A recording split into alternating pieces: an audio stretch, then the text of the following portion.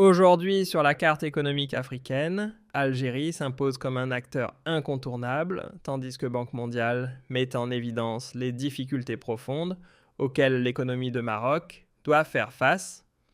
révélant ainsi une divergence de trajectoire de plus en plus marquée entre ses deux voisins du Maghreb.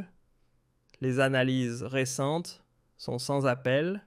les tensions géopolitiques persistantes coûtent extrêmement cher au royaume marocain, avec des pertes se chiffrant en milliards de dollars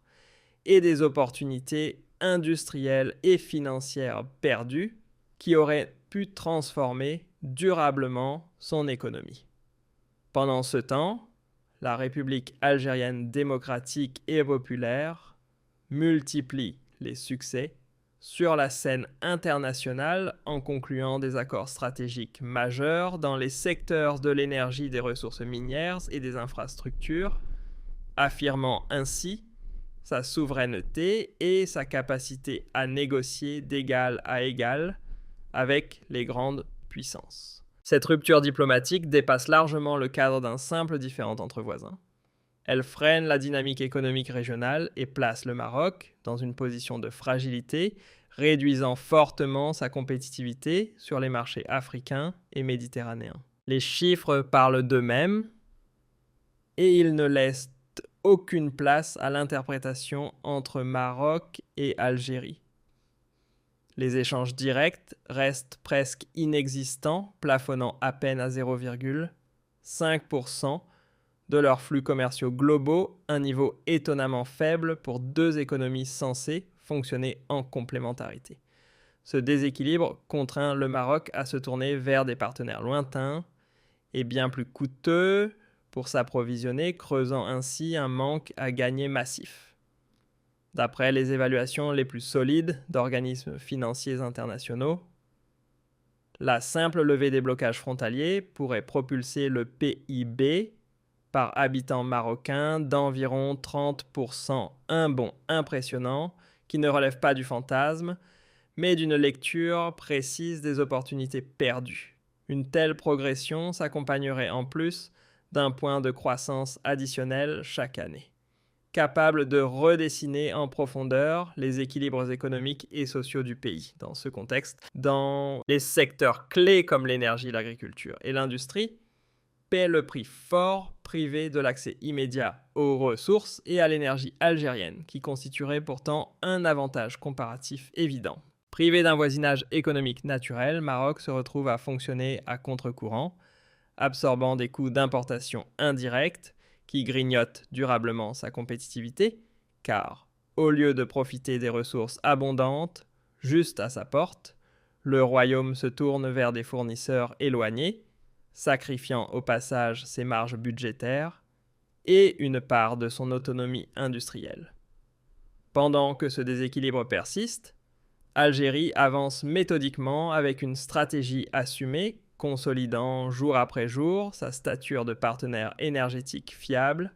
et indispensable pour l'Europe, comme pour d'autres régions du globe, un contraste frappant avec la fragilité marocaine, exposée aux répercussions financières directes de cet éloignement diplomatique au fil des décennies. Les pertes accumulées représentent des sommes colossales qui auraient pu transformer des secteurs clés comme l'éducation, la santé ou l'innovation technologique, mais qui se dissipent désormais dans des surcoûts logistiques et les effets d'un isolement régional persistant, au point que de nombreux analystes estiment qu'une réorientation profonde des choix diplomatiques pourrait devenir inévitable. Dans ce contexte, il n'est pas exclu que la logique économique finisse par prendre le dessus sur les blocages politiques afin de libérer un potentiel de développement durable longtemps freiné par des frontières hermétiques, d'autant que l'Algérie forte, de réserves financières solides sans dette extérieure significative,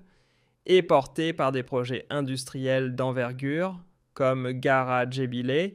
ou le phosphate intégré esquisse, progressivement une domination économique régionale, tandis que le Maroc doit composer avec une dette publique en hausse et une dépendance accrue à des marchés instables, se rapprochant d'une impasse si l'idée d'un marché commun maghrébin reste hors de portée. En observant de plus près cette dynamique, il apparaît que malgré certaines réussites, notamment dans l'automobile, l'industrie marocaine demeure pénalisée par un coût énergétique parmi les plus élevés de la région, alors qu'un accès direct au gaz algérien et à une interconnexion électrique aurait pu alléger considérablement les charges des entreprises et renforcer leur compétitivité à l'export, en particulier vers l'Afrique subsaharienne. Au-delà du pétrole et du gaz, Algérie élargit désormais son ambition en se projetant comme un carrefour logistique stratégique, reliant la Méditerranée au Sahel grâce à la route transsaharienne et aux infrastructures numériques. Une dynamique dont Maroc reste largement à l'écart, contrainte de miser sur des solutions maritimes coûteuses qui peinent à rivaliser avec l'efficacité des échanges terrestres continentaux. Les conséquences ne sont pas seulement économiques, mais profondément sociales, car un gain potentiel de 30% du PIB par habitant aurait pu transformer la société marocaine en réduisant significativement la pauvreté tout en renforçant une classe moyenne encore fragile. En se coupant d'un marché voisin de plus de 45 millions de consommateurs, dotés du pouvoir d'achat le plus élevé de la région, les entreprises marocaines renoncent à un débouché naturel, laissant ainsi le champ libre à des acteurs extérieurs qui profitent de ce vide pour écouler leurs produits, là où les échanges maghrébins devraient être fluides. Cette perte d'un simple point de croissance annuel n'a rien d'anodin, elle représente une crise silencieuse pour une jeunesse en quête d'opportunités. Chaque fraction de croissance étant synonyme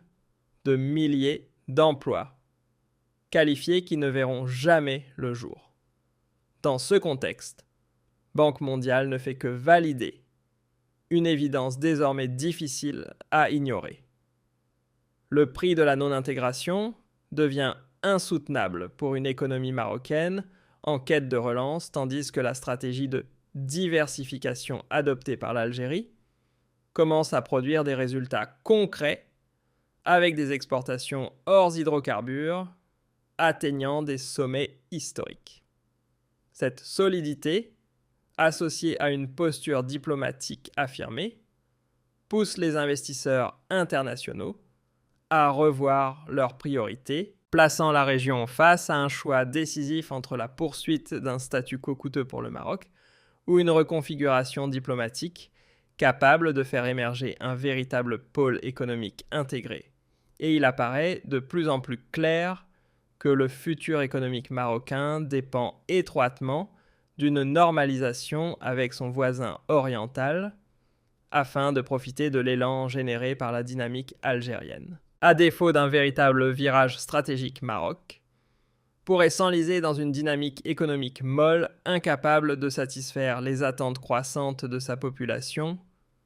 car tôt ou tard, la pression des marchés et la froideur des indicateurs économiques finiront par révéler une réalité que le discours politique peine à dissimuler. Au cœur de cette équation, Algérie apparaît comme le centre de gravité économique naturel de la région, rendant toute approche de développement qui l'ignore inévitablement limitée dans ses résultats. Libérer le potentiel du Maghreb devient alors une nécessité incontournable pour construire une croissance durable, équilibrée et indépendante, loin des dépendances extérieures qui fragilisent les économies nationales. Cette impasse se manifeste aussi dans des domaines essentiels comme la sécurité alimentaire ou l'agriculture marocaine, fortement exposée aux variations climatiques, aurait tout à gagner d'une coopération renforcée en matière d'engrais, de gestion de l'eau et de transfert de savoir-faire. Au lieu de cela, l'isolement actuel accentue les fragilités existantes et pousse le royaume vers des solutions coûteuses et peu soutenables, au final qu'il s'agisse des statistiques, des analyses internationales ou de la réalité sur le terrain. Tout converge vers une conclusion claire: l'Algérie s'impose comme le moteur économique régional, tandis que le Maroc paie lourdement les conséquences de son éloignement stratégique, avec des pertes qui se chiffrent désormais en dizaines de points de PIB sacrifiés pour les générations à venir.